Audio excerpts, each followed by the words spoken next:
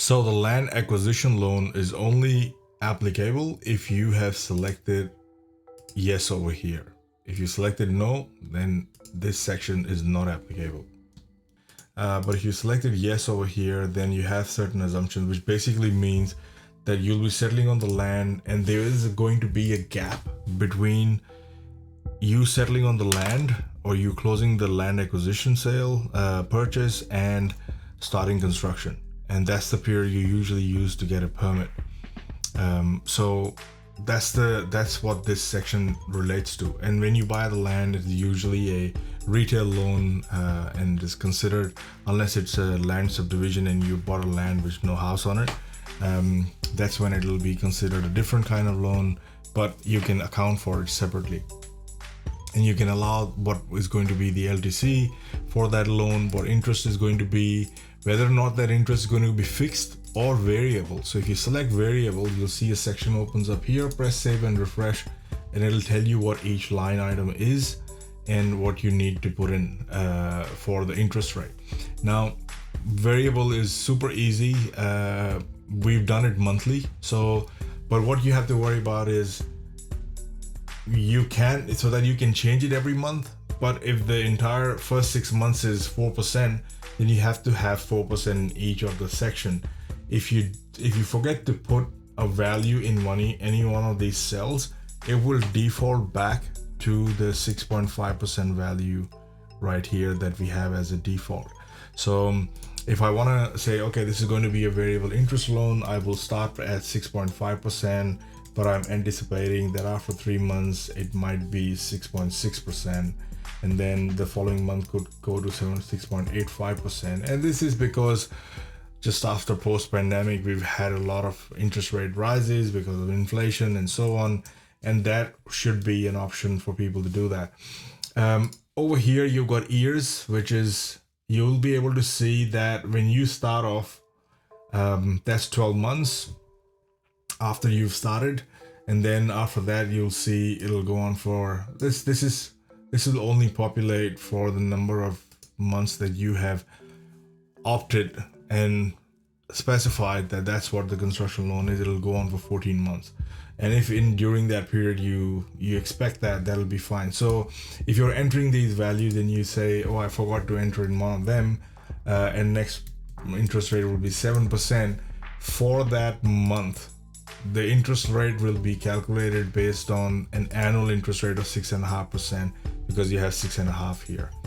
And this is all annual, but it gives you an easier option. Rather than you calculating a monthly interest rate, you just put in what the annual interest rate is for the next month, and we will do the rest of the calculations in the background. All calculations happen automatically. It automatically figures out the duration from 1st February to 28th of February, for example, and based on that, the interest is calculated on a per day basis, even though you put in a manual interest rate for the annual year over here. Then you got your setup fee for that. You got an exit fee if you exit the interest rate earlier. And the way it is that it is calculated on the loan balance. There's no complicated formula here. It is only based on the remaining loan balance on that date, and on the last month, it will charge that fee as an extra fee for you to going out to close the loan early, for example. Then you've got your interest only period. So you can have a principal and interest only loan here. And if you want to have a principal and interest only loan, make that 0. The interest only period is 0. The loan automatically defaults to a principal and interest only loan. If you have, let's say, this is for 15 months, and you say, okay, first 5 months is interest only, and then the loan will be calculated based on first 5 months interest only, and then the last 10 months out of the 15 would be the principal and interest payments here. If you think that it is an interest only loan because it's a short-term loan and I only have to pay the interest for that period, then that's how this is calculated. Amortization period, usually it is 360 months, which is 30 years amortized. So you have to put that in here. Capitalized interest, if you say no, that means the monthly interest payments will be accounted on a monthly basis.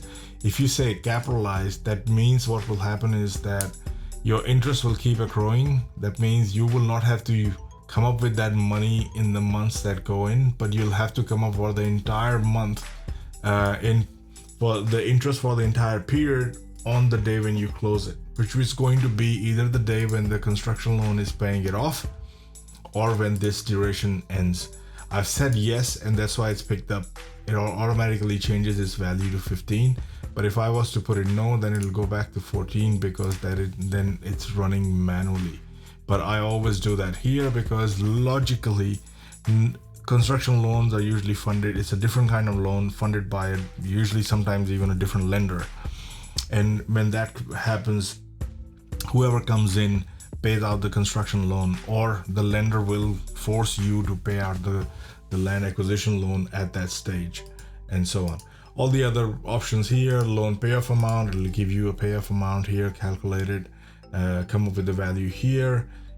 All these things are calculated automatically, and it'll not just that, it'll also show you that even though whatever you are paying here, so let's say I'm paying make that 7% and go 7 all the way here. It will also calculate what the lender's yield is going to be. What is the lender actually making from you through this loan? So that's what this is all about. And that's pretty much it. If you press save and refresh, and then it'll refresh these details, and you will be able to see when we cover what we do in the monthly cash flow and summary, you'll see all these values calculated there. But this is just for the assumption section where you put in all the assumptions that you have for the land acquisition loan.